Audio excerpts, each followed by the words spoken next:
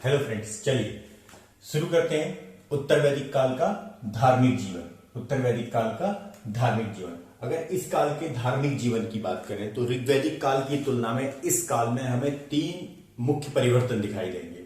तीन मुख्य परिवर्तन क्या है?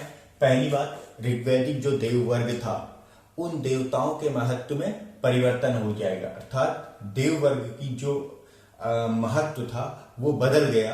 अब इंद्र सबसे महत्वपूर्ण देवता नहीं रहेगी। इसी प्रकार जो दूसरा परिवर्तन है वो है उपासना के उद्देश्य में परिवर्तन आ गया, अर्थात किस उद्देश्य से उपासना की जा रही है प्राकृतिक शक्तियों की, ये परिवर्तन आ गया। और तीसरा आया उपासना की पद्धति में परिवर्तन, यानी तरीके में परिवर्तन आ गया। तो सबसे पहले हम लेते हैं देवताओं का महत्व। ऋग्वैदिक जो देवता थे उनके महत्व में कमी आ गई और ऋग्वैदिक देवता की जगह कुछ नए देव स्थापित हो गए, और जो कुछ ऋग्वैदिक देव थे उनके जो जिनका वो प्रतिनिधित्व करते थे उनमें परिवर्तन आया। तो सबसे पहले इंद्र की बात करते हैं। ऋग्वैदिक देव इंद्र अब सबसे महत्वपूर्ण देवता नहीं रह गए, बल्कि उनकी जगह प्रजापति नामक देवता ने स्थान ले लिया। और जो ये प्रजापति देव हैं ये सृजन के देवता हैं, इनको सर्वोच्च स्थान प्रदान किया गया। जो प्रजापति हैं वो विश्वकर्मा और हिरण्यगर्भ दोनों का संयुक्त रूप है, दोनों के मिलने से इनकी उत्पत्ति हुई। और जो दूसरे ऋग्वैदिक कालीन एक देव हैं रुद्र, ठीक है, और एक नए देव हैं विष्णु। इनका महत्व, ये महत्वपूर्ण देवता के रूप में स्थापित होते हैं। जो विष्णु हैं उन्हें इस सृष्टि का पालक और रक्षक माना गया, और रुद्र को पशुओं के देवता के रूप में माना गया। अब ऐत्रेय जो ब्राह्मण है, ठीक है, उसमें क्या कहा गया है? उसमें कहा गया है कि जब सभी देवताओं के उग्र स्वरूप से जिस देवता का जन्म हुआ वो कौन है? रुद्र है। यद्यपि यहां पर अभी इनकी शिव के साथ कोई तुलना नहीं की गई है, फिर भी इनके कुछ अन्य नाम मिलते हैं जिसमें गिरीश, कृतिवास आदि नाम प्रमुख हैं। ठीक, अब जो वरुण है ऋग्वैदिक काल के दूसरे महत्वपूर्ण देवता हैं, और वहां पर ये सृष्टि के नियामक देवता, पापियों को दंड देने वाले देवता, ठीक है, ऋत के नियामक हैं, ये सब कहा गया था। लेकिन यहां पर केवल ये जल के देवता के रूप में हमारे सामने आते हैं। इस प्रकार वरुण के महत्व में भी कमी आई। अब एक पूषण नामक देवता है जो कि ऋग्वैदिक काल में पशुओं के देवता थे, अब वो शूद्रों के देवता हो गए हैं। अब दूसरी बात करें हम उपासना का उद्देश्य। ऋग्वैदिक काल में जो उपासना का उद्देश्य था वो उद्देश्य ये था कि सौवीर प्राप्त हो, यानी अच्छे पुत्र प्राप्त हो, ज्यादा पुत्र प्राप्त हो, ज्यादा हमारी गायें हो, हमारी गायें सुरक्षित रहे, इस प्रकार के हमें उद्देश्य प्राप्त होते हैं।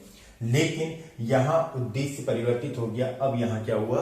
पुनर्जन्म का सिद्धांत आ गया है, परलोक को सुधारने की बात की जाने लगी है। ऐसा क्यों हुआ?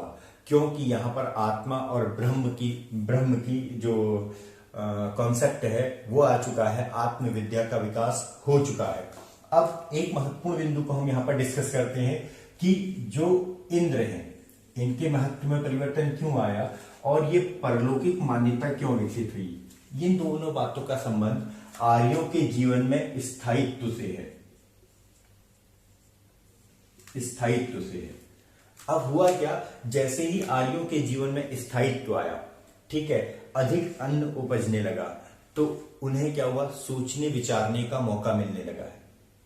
4 लोग खेती करके अगर कमा सकते हैं तो 5वां घर में बैठा है, ठीक, तो यानी अधिक समय मिलने लगा, अन्य व्यवसाय का विकास होगा, तो कुछ लोग चिंतन करने लगेंगे कि इस सृष्टि का विकास कैसे हुआ, कौन हमारा सब कुछ कर रहा है। तो इसी क्रम में जो आत्मविद्या, ब्रह्म और आत्मा का सिद्धांत विकसित होता है, ठीक है, तो पारलौकिक चिंतन बढ़ जाएगा। इसी प्रकार यदि हम इंद्र की बात करें तो इंद्र का महत्व क्यों घट गया? क्योंकि इंद्र मुख्यतः युद्ध के देवता थे, और पशुचारणी समाज में जब वो कबीले के रूप में इधर से उधर घूम रहे थे उस वक्त युद्ध का ज्यादा महत्व था। लेकिन अब जो सृजन के देवता हैं प्रजापति, इनका महत्व बढ़ गया क्योंकि जीवन में स्थायित्व आ गया है। भूमि के एक टुकड़े पर रुकने लगे हैं ये लोग, और उस टुकड़े में जितनी उपज होगी उसके हिसाब से चलेगा। इसी प्रकार विष्णु का महत्व क्यों बढ़ गया है? क्योंकि एक जगह पर रह रहे हैं, पालक और रक्षक के रूप में ये भी इनका महत्व बढ़ेगा, क्योंकि अब इनके जीवन में स्थायित्व आ गया है। तो ये धार्मिक जीवन के पहले 2 पॉइंट है। अब हम बात करते हैं उपासना पद्धति में परिवर्तन की। उपासना पद्धति की हम बात करें तो इसमें हम देखते हैं कि जो स्तुति पाठ है, जो कि ऋग्वैदिक काल में उस स्तुति पाठ होते थे, वो पहले की तरह चलते रहे, लेकिन यज्ञ का महत्व बढ़ गया था। यज्ञ के महत्व को हम इसी बात से समझ सकते हैं कि इसमें संपूर्ण सृष्टि की रचना यज्ञ वेदी से मानी गई है, कि यज्ञ से ही संपूर्ण सृष्टि की रचना हुई। और इस काल में यज्ञ में चमत्कारिक शक्तियों का विकास होने लगा था। ऐसा माना गया यज्ञ चमत्कारिक होते हैं, और मंत्रों का जो महत्व है, उनके उच्चारण का महत्व है, वो भी स्थापित हुआ। और मंत्र के उच्चारण की गलती क्या करती थी, किसी भी अनिष्ट को बुलावा दे सकती थी, तो ये माना जाने लगा। और इसमें जो सबसे महत्वपूर्ण एक तत्व है कि जो बलि प्रथा है, पशु बलि है, उसको यहाँ पर महत्व मिला। और यही पशु बलि को जो महत्व मिलेगा, बाद में ये इसके एक विरोधी कार्य हो जाएगा, क्योंकि ये बाद में अन्य जो धार्मिक आंदोलन है उसके विकास में बहुत महत्वपूर्ण भूमिका निभाएगा। अब हम बात करें उपासना पद्धति में ही, तो उसमें जो यज्ञ का महत्व बढ़ा, उसी की बात करते हुए शपथ ब्राह्मण में कहा गया है कि अश्वमेध यज्ञ में ब्राह्मण को 4 दिशाएं दान में दी जानी चाहिए। अब देखिए, यहां पर ये उत्तर वैदिक काल है, यहां पर 4 दिशाएं यानी भूमि की बात कर रहा है, ठीक है, भूमि देने की बात कर रहे हैं। और जबकि ऋग्वैदिक काल में थे क्या, गाय दान में दी जाती थी। यज्ञ 3 प्रकार के होते थे। एक गृहस्थों द्वारा के जो घर वाले हैं, जो आम घर में जो लोग रहते हैं, वो लोग करते थे, जैसे जन्म, विवाह या सुबह शाम पूजा के समय जो होते हैं। एक विशेष अवसर पर किए जाते थे, अग्निहोत्र यज्ञ, सौत्रामणि यज्ञ, और एक महायज्ञ होते थे जो कई दिनों तक चलते थे, जैसे अश्वमेध यज्ञ। ठीक है, 3 प्रकार के यज्ञ हो गए, गृह कर्माणि, विशेष अवसर पर, और महायज्ञ। अब धर्म में इस काल में, क्योंकि आर्यों का विस्तार हो रहा है गंगा घाटी और उसके आसपास के क्षेत्रों में, जो आर्य तत्व हैं उनका भी मिश्रण देखने को मिलता है।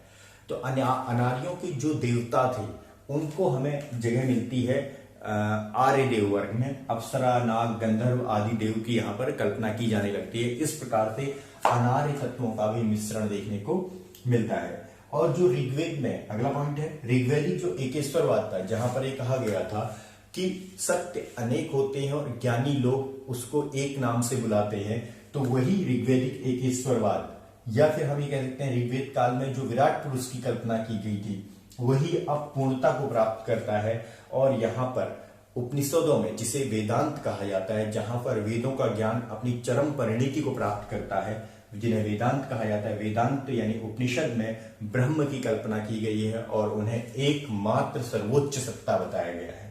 ठीक है, हम इसके साथ साथ धार्मिक जीवन में एक पहलू और उठाएंगे कि धार्मिक जीवन, जो उत्तर वैदिक काल का धार्मिक जीवन था, उत्तर वैदिक काल के अंत तक यज्ञों के विरुद्ध प्रतिक्रिया जन्मने लगती है। उपनिषदों में यज्ञ को टूटी नौका के समान कहा गया है, जिसके द्वारा इस भवसागर को पार नहीं किया जा सकता। इसके लिए तब त्याग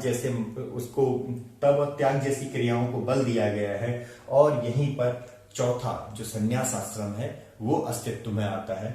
इस प्रकार ये उत्तर वैदिक कालीन धार्मिक जीवन था। तो दोस्तों, आपको ये वीडियो कैसा लगा, प्लीज मुझे कमेंट करके जरूर बताएं, और इस वीडियो को लाइक शेयर करना न भूलें।